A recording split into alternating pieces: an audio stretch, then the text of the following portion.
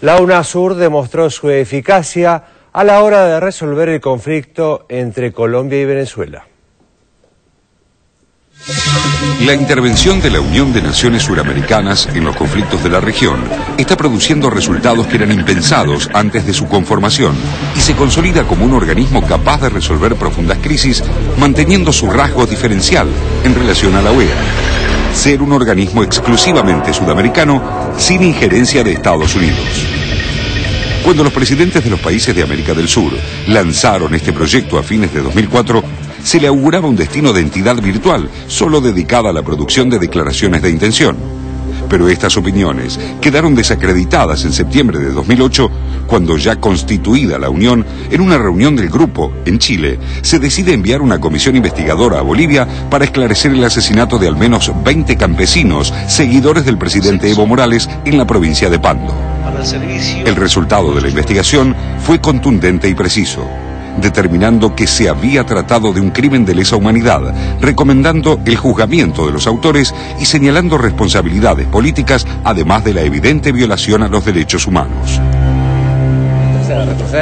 Retrocedan todos, retrocedan o no respondemos por nada. En Honduras, contra el presidente Manuel Zelaya, fue otra oportunidad crucial en la que UNASUR intervino de forma decisiva y concreta, repudiando la interrupción institucional y aislando a los golpistas.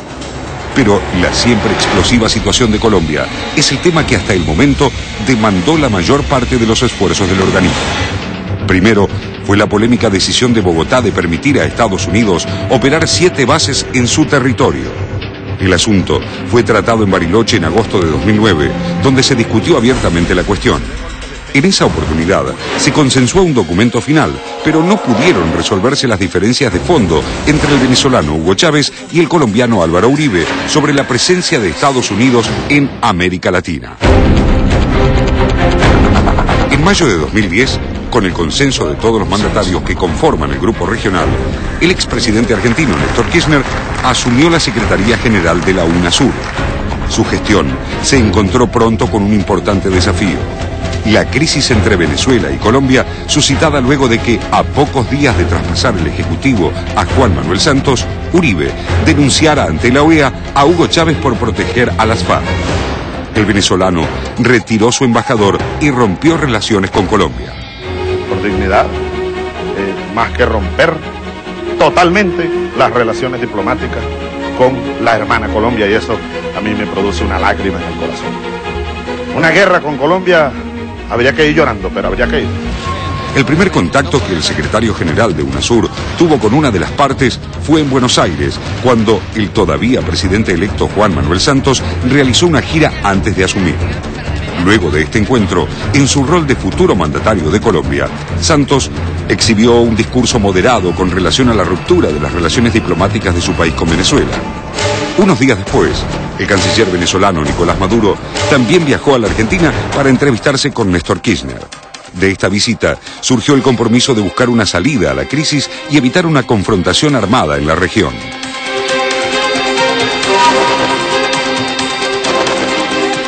Entre el 5 y el 6 de agosto en Caracas, el secretario general de UNASUR mantuvo 2 encuentros con el presidente y el canciller de Venezuela. Se le sumó luego el presidente brasileño Luis Ignacio Lula da Silva. Tras esta reunión, Chávez confirmó que su canciller, Nicolás Maduro, estaría presente en el recambio presidencial de Colombia y se mostró confiado en la recuperación de las relaciones bilaterales. Kirchner viajó el 6 de agosto a Bogotá para participar del recambio presidencial y se reunió inmediatamente con Santos para continuar con la mediación. Esa misma noche arribó a Colombia el canciller venezolano Nicolás Maduro. El día de su asunción como presidente de Colombia, el sucesor de Uribe pronunció un discurso donde profundizó su voluntad de solucionar cuanto antes el conflicto. Casi al mismo tiempo, desde Venezuela, Hugo Chávez le pidió a las Fuerzas Armadas Revolucionarias de Colombia que liberaran a los rehenes que conservan y abandonaran la lucha armada. Esa guerrilla debería manifestarse por la paz, pero con demostraciones contundentes. Por ejemplo, que liberen todos los secuestradores. El 8 de agosto, Néstor Kirchner se reunió en Bogotá con los cancilleres María Holguín de Colombia y Nicolás Maduro de Venezuela. Al finalizar este encuentro, anunciaron que el martes 10 de agosto, con la presencia de Néstor Kirchner, Juan Manuel Santos y Hugo Chávez, mantendrían una reunión cumbre en la ciudad colombiana de Santa Marta, simbólica para los dos países por haber sido el sitio donde murió Simón Bolívar, un prócer para ambas naciones. El resultado de estas conversaciones ha sido muy positivo. Hemos decidido que los dos países restablecen sus relaciones diplomáticas y relanzan una hoja de ruta para que todos los aspectos de la relación puedan progresar, puedan avanzar, puedan profundizarse. Yo vine aquí a voltear la página, presidente, como usted lo decía. Y creo que la conversación que hemos sostenido, como usted lo ha dicho, franca, sincera, hemos establecido unos principios, pues. Hemos colocado, diría Bolívar, la piedra fundamental de nuestra nueva relación. Ahora habrá que cuidarla con esfuerzos muy sensibles. Fue una tarea difícil, pero tenemos una profunda felicidad que dos pueblos hermanos diversos, con diversos contenidos políticos, sus gobiernos, por primera vez en la región se haya podido solucionar un tema de esta naturaleza en paz, con un trabajo muy grande y con la colaboración muy importante de ambos presidentes, ¿no? Allí, luego de 3 horas de reunión, Chávez y Santos pusieron fin a 5 años de desencuentros y restablecieron las relaciones entre sus dos países, alejando el fantasma de una guerra en América del Sur y confirmando que UNASUR se convirtió en el instrumento más adecuado y eficaz para fortalecer la integración política de la región.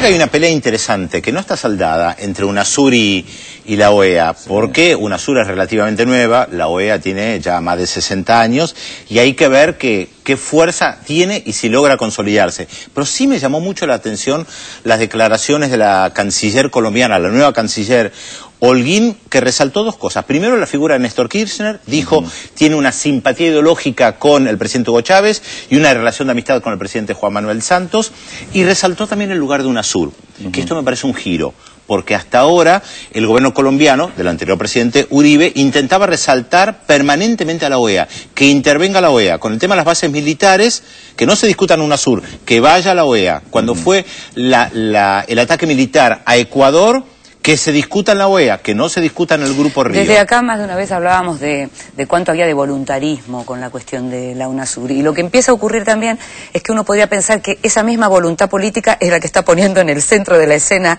precisamente este organismo. Es decir, que la necesidad de que haya un organismo que no sea la OEA, independientemente de cuán eficaz podía ser, terminó haciéndolo eficaz, terminó convirtiéndolo en eficaz porque los distintos gobiernos fueron apoyando el organismo. Sí, pero también me parece que hay una cuestión de caracterización del momento político, ¿no? Porque me parece que en alguna medida lo que se está comprendiendo o se está, digamos, participando es un criterio común de que la región todavía en varios aspectos está a la defensiva. Está como defendiendo estos procesos políticos, procesos democráticos que van creciendo en la región. No es una ofensiva de gobiernos progresistas, sino que son gobiernos que todavía se tienen que proteger de determinados pero además, ataques. Claramente, tuvimos Honduras, tuvimos Bolivia. Por eso, pero además van cambiando los gobiernos, eso es muy importante. Están cambiando los gobiernos, cambió el gobierno de Chile, cambió el gobierno de Colombia y la cosa se sigue sosteniendo. Es decir, no es solo Argentina o solo los distintos presidentes Kirchner y Lula los que sostienen UNASUR.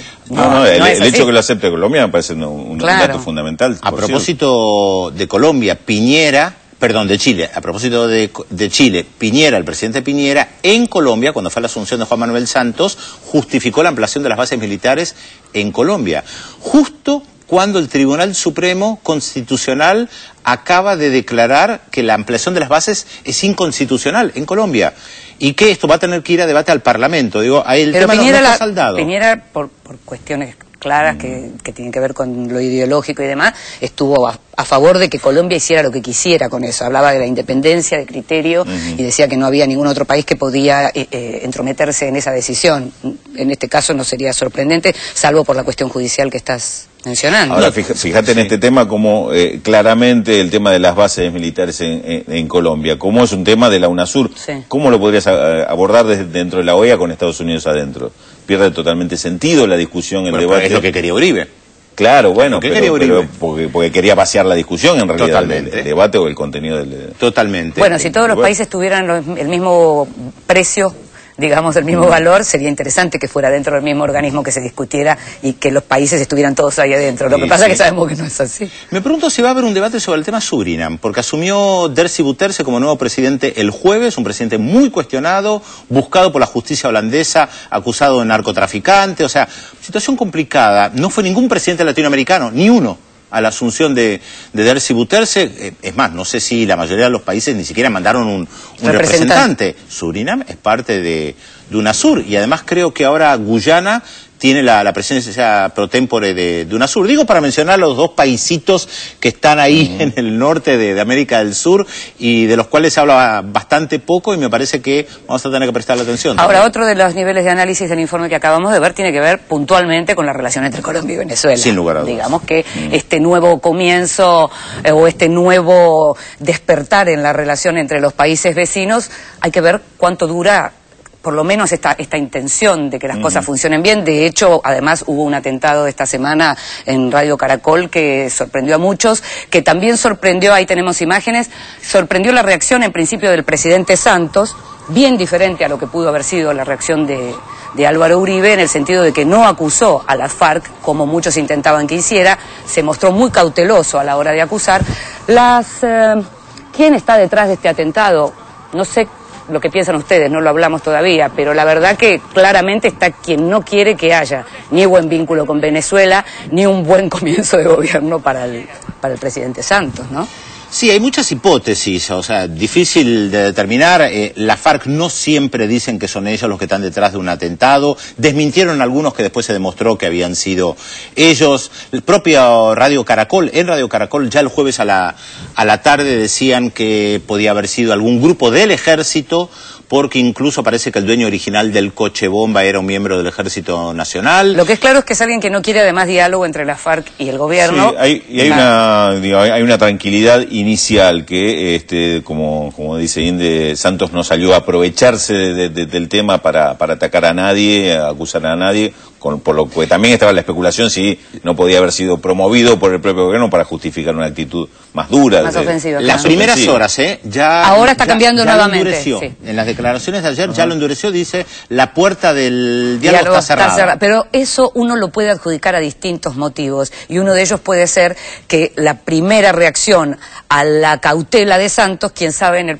entre los colombianos no fue tan buena. Es decir, quién sabe, hubo algunas presiones o dentro del propio gobierno para que saliera un poco más duro. O se esperaba alguna actitud de la FARC, quizá también en ese sentido. Pero suelen llegar más tarde las respuestas de la FARC. Todavía, digamos, viste que los comunicados en general tardan en llegar, la clandestinidad tiene también sus tiempos en este sentido. Entonces, no sé, todavía podríamos llegar a ver algún comunicado. Ya que decís comunicado, salió un comunicado de Iván Cepeda, un parlamentario que recibió amenazas de muerte. Nosotros lo entrevistamos, aprovechamos para decirle a los que nos están mirando que el próximo miércoles hacemos un programa especial sobre Colombia, con material de nuestros enviados que estuvieron para la asunción de Santos con el tema de derechos humanos, los desaparecidos, después de la medianoche, programa especial de Visión 7 Internacional, y lo entrevistamos a Iván Cepeda justamente, que además su padre en su momento fue asesinado por paramilitares. El jueves mataron a un sindicalista también, un dirigente sindical importante, aliado a Uribe. Pero hablabas del comunicado de Iván Cepeda. Bueno, el comunicado es porque recibió amenazas de muerte, claro. Entonces, y que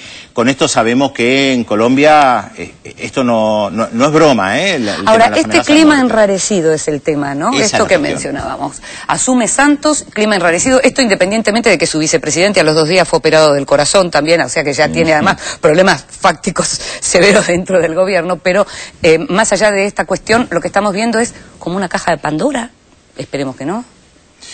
Buena pregunta, Sí. buena pregunta, porque él necesita relativa estabilidad también para Claro, comenzar bien. Por eso claro. lo de Venezuela fue tan importante. Claro. También para Chávez, que tiene elecciones en septiembre. Claro. Y necesita mostrar que está todo calmo. Muchos colombianos que están en Venezuela que votan. Hay una cuestión en la ciudad fronteriza donde Chávez no tiene mayoría. Hay una cuestión económica Hay una cuestión capital para los dos países. Se relaciona muy, Sí, sí. muy estrechamente, sí. Bueno, vamos a seguirlo. Además, otra vez le decimos, miércoles después de la medianoche, programa especial sobre Colombia.